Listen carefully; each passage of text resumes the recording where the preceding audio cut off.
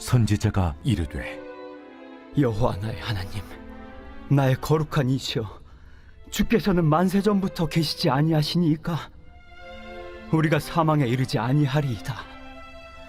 여호와여, 주께서 심판하기 위하여 그들을 두셨나이다. 반석이시여, 주께서 경계하기 위하여 그들을 세우셨나이다. 주께서는 눈이 정결하심으로 악을 참아 보지 못하시며 패역을 참아 보지 못하시거늘 어찌하여 거짓된 자들을 방관하시며 악인이 자기보다 의로운 사람을 삼키는데도 잠잠하시나이까? 주께서 어찌하여 사람을 바다의 고기 같게 하시며 다스리는 자 없는 벌레 같게 하시나이까? 그가 낚시로 모두 낚으며 그물로 잡으며 투망으로 모으고 그리고는 기뻐하고 즐거워하여 그물에 제사하며 투망 앞에 분향하오니 이는 그것을 힘입어 소득이 풍부하고 먹을 것이 풍성하게 됨이니이다. 그가 그물을 떨고는 계속하여 여러 나라를 무자비하게 멸망시키는 것이 옳으니이까? 제2장.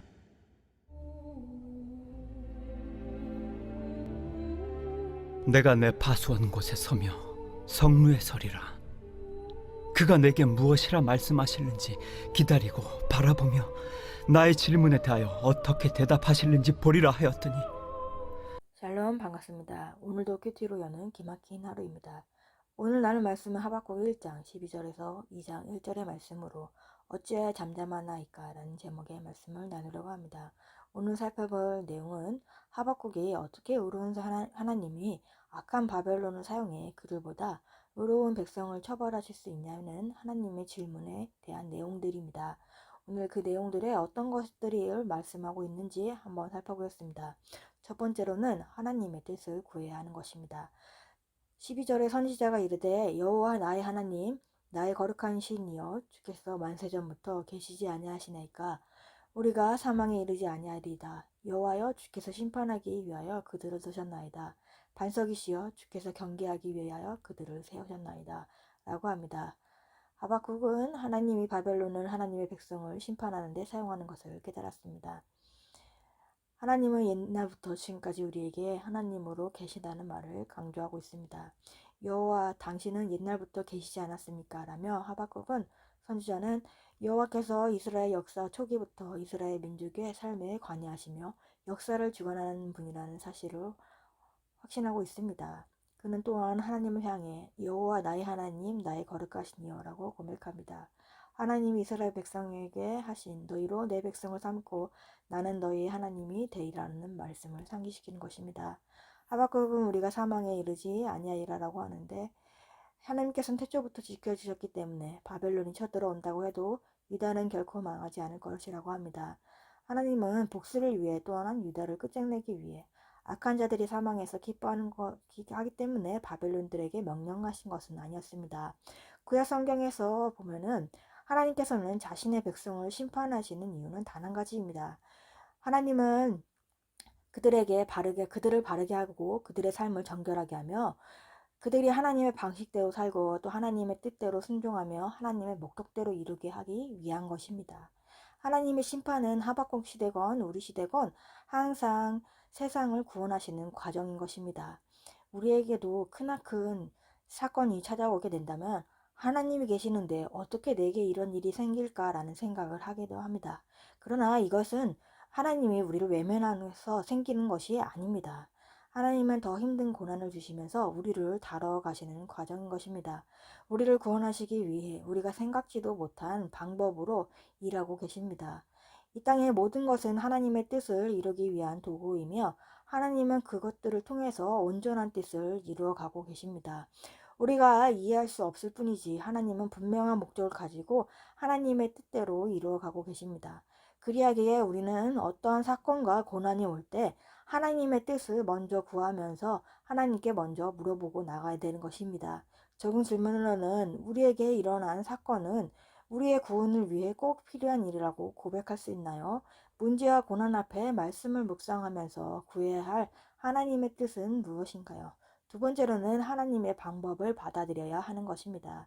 13절에 주께서는 눈이 경결하시며 악을 참아 보지 못하시며 패역을 참아 보지 못하시거늘 어찌하여 거짓된 자들을 방광하시며 악인이 자기보다 의로운 사람을 삼키는데도 잠잠하나이까? 라고 합니다. 하박국 선지자에게 풀리지 않은 것은 왜 하나님의 백성이 범죄하여서 멸망하는데 더 악한 나라 바벨론에 들어서 행하시는지 받아들일 수가 없는 것입니다. 당신의 눈이 정결하다는 말은 당신은 정결하다는 의미입니다. 여기서는 하나님의 속성이 앞에 두 절에 표현이 되어 있고 뒤에 두 절은 하나님의 행동이 표현이 되어 있는 것입니다. 근데 하나님의 속성과 하나님의 행동이 일치하지 않는 것입니다. 하나님은 악과 불의를 용납하시지 못한 분이나 선지자의 눈에는 지금 악을 간과하고 계시는 분으로 보이는 것입니다.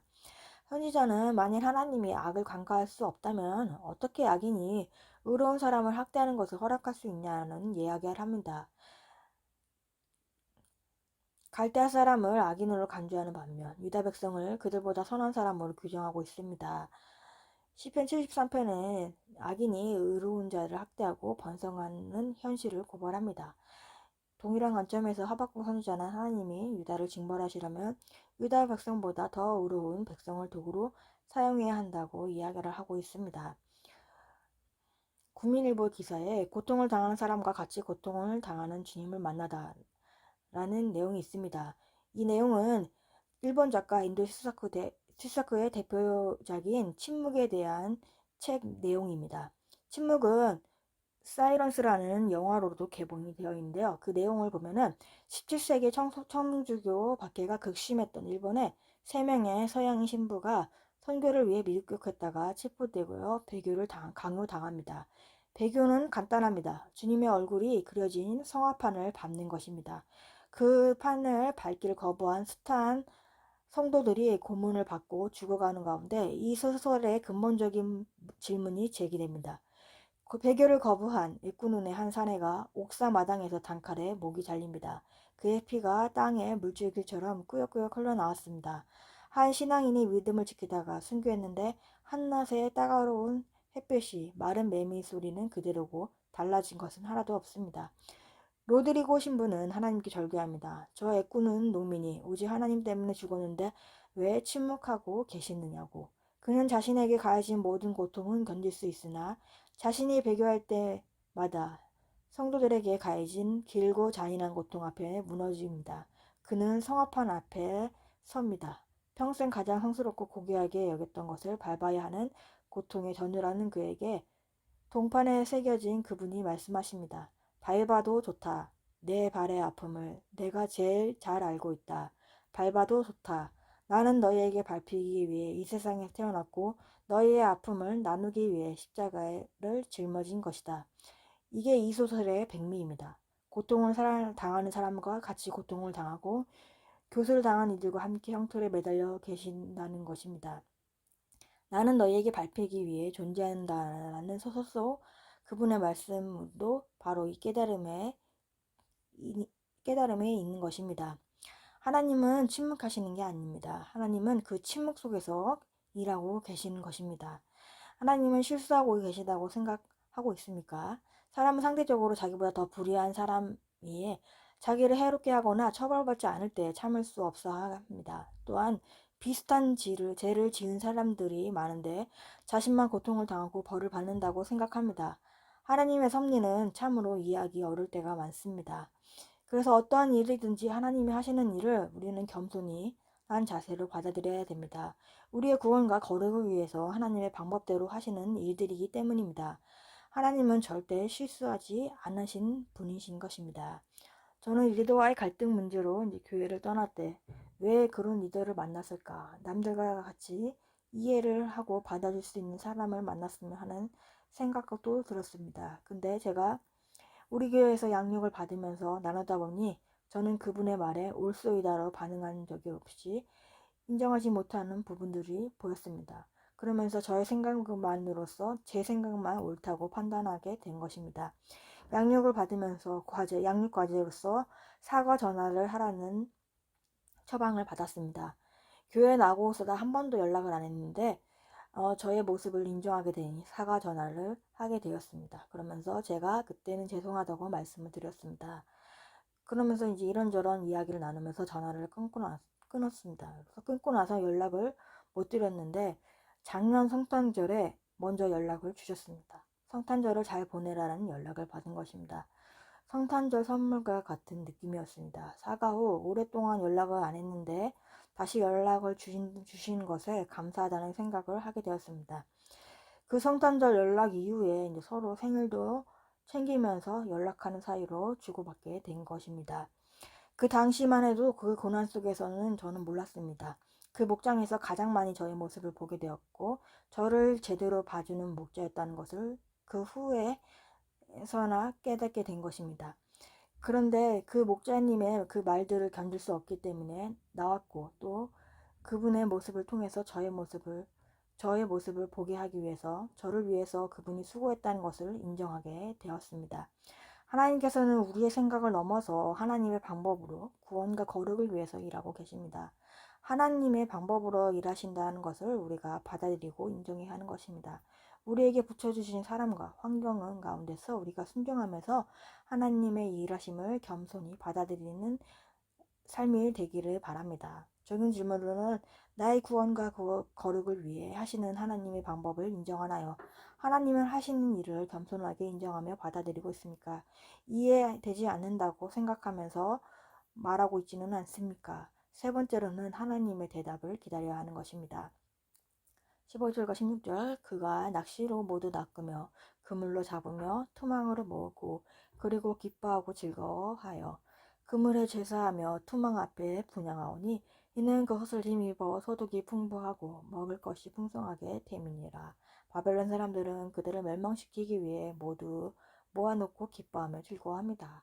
마치 어부들이 많은 물고기를 잡아놓고 즐거워하는 것과 같습니다.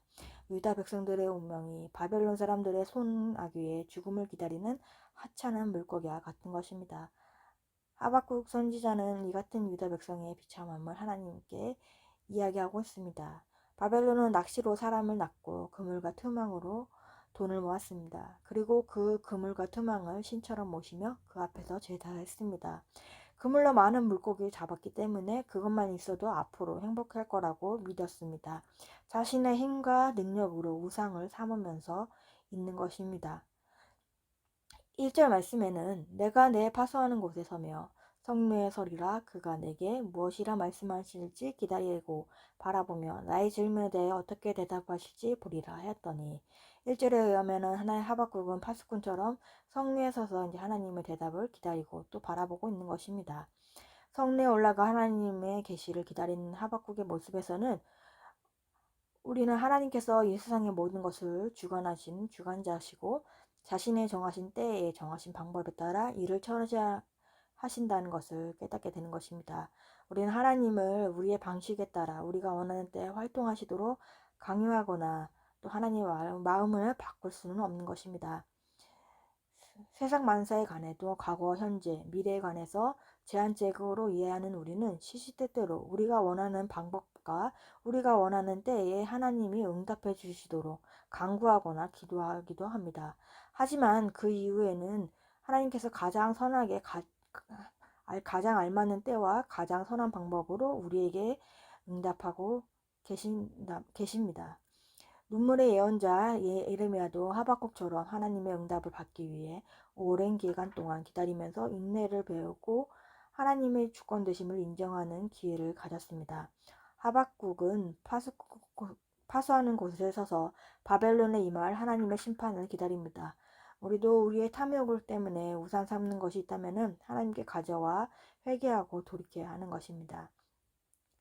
하나님을 믿고 기다리는 사람에게는 반드시 응답하신다고 합니다. 주님의 재림을 기다린 사람에게는 반드시 온다는 약속을 하십니다. 하나님은 성경을 통해서 하나님의 뜻을 알려주십니다.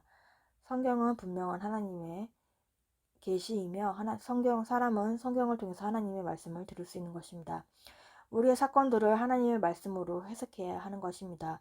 우리가 하나님의 뜻을 알고자 간구한다면 하나님 말씀 앞에 엎드리고 그 말씀에 순종하고 나아가야 하는 것입니다. 적용 질문은 우리의 탐욕으로 우상 삼는 것은 무엇입니까? 하나님의 대답을 기다리고 있는 것은 무엇입니까? 5월 16일 보수상자입니다. 어떠한 고난도 없는 것은 없습니다. 견디고 이기면 반드시 생명의 멸류관을 얻게 될 것입니다. 기도하겠습니다. 하나님 아버지 감사합니다. 오늘도 말씀을 허락해 주심에 감사합니다. 저의 거룩을 위해서 정말 목자를 붙여주셨지만 올소이다를 하지 못했던 저의 모습을 보게 하셨습니다. 하나님의 방법을 이해하며 인정하게 하여 주옵소서. 우리의 뜻이 아닌 하나님의 뜻을 구하는 우리들이 되기 원합니다.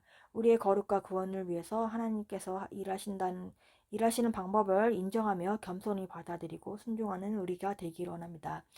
우리의 힘과 능력으로 우상 삼고 탐욕으로 우상 삼은 것이 있다면 회개하고 돌이키게 하여 주시옵소서. 하나님의 대답을 기다리는 우리가 되게 하여 주옵시고 주님의 때에 맞게 말씀하시는 주님의 말씀을 듣기를 원합니다.